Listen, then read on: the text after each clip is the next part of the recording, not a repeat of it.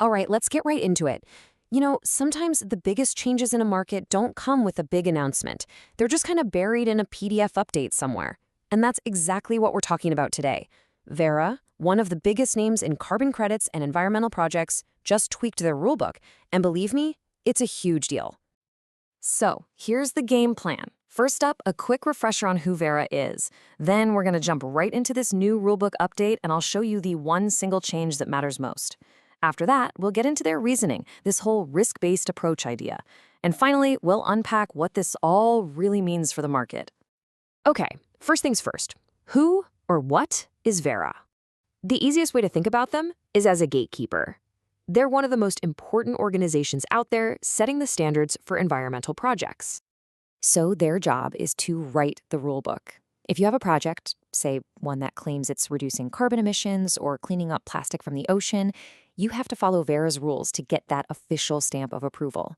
They're the ones who verify that you're actually doing what you say you're doing.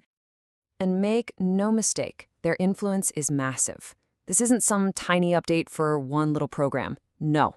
It affects all the big ones. We're talking the Verified Carbon Standard, which is a giant in the carbon world, but also their standards for biodiversity, plastics, and even huge forest protection projects.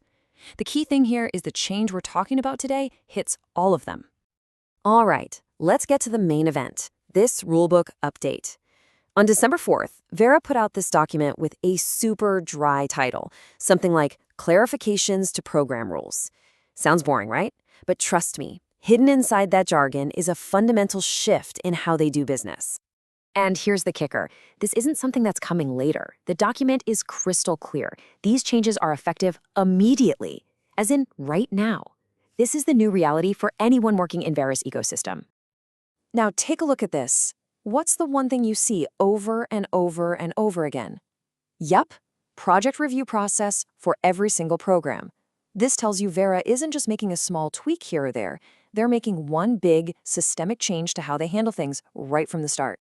So what is this big change? You might be expecting some long, complicated new section in the rulebook, but nope, it all comes down to just 3 little words.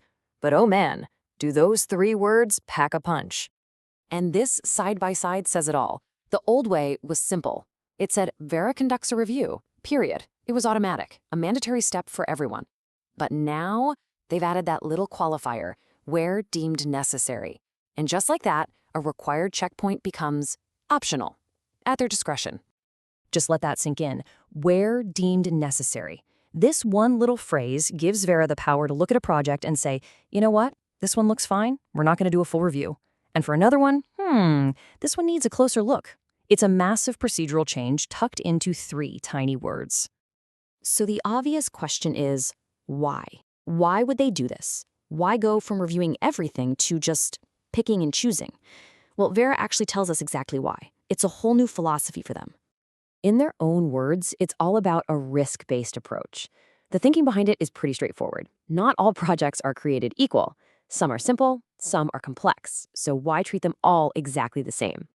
The best way to picture this is to think about airport security. So step 1. Every project gets submitted. Step 2, Verra does an internal risk assessment, kind of like that first baggage scan. And then, step 3 is where things split. If you're a low-risk project, you get to go through the fast lane, a streamlined approval. But if you're flagged as high risk, maybe it's a new technology or just really complex, well, you're getting pulled aside for that full, in-depth review. So let's get down to it. What does this all actually mean in practice? It really boils down to a classic trade-off, doesn't it? Efficiency versus oversight. So what's the real impact going to be? Is this ultimately a good thing for the market, or is it a bad thing? Let's break down the pros and cons here. On the plus side, this could be a huge win for efficiency. Simple, straightforward projects could get approved way faster, which helps clear up backlogs. And it lets Verra focus their expert staff on the really complicated projects that actually need that extra scrutiny. But, and this is a big but, the entire integrity of this system now hinges on how good that initial risk assessment is. If a bad project gets incorrectly labeled low risk, it could slip through with less oversight than it would have before. So the key takeaway is this: we're moving from a system of universal review to one of targeted scrutiny. And that really leaves us with the big question, doesn't it? Is this a smarter, more efficient system that's just putting its resources where they're needed most? Or is it a riskier system that could create new gaps in oversight?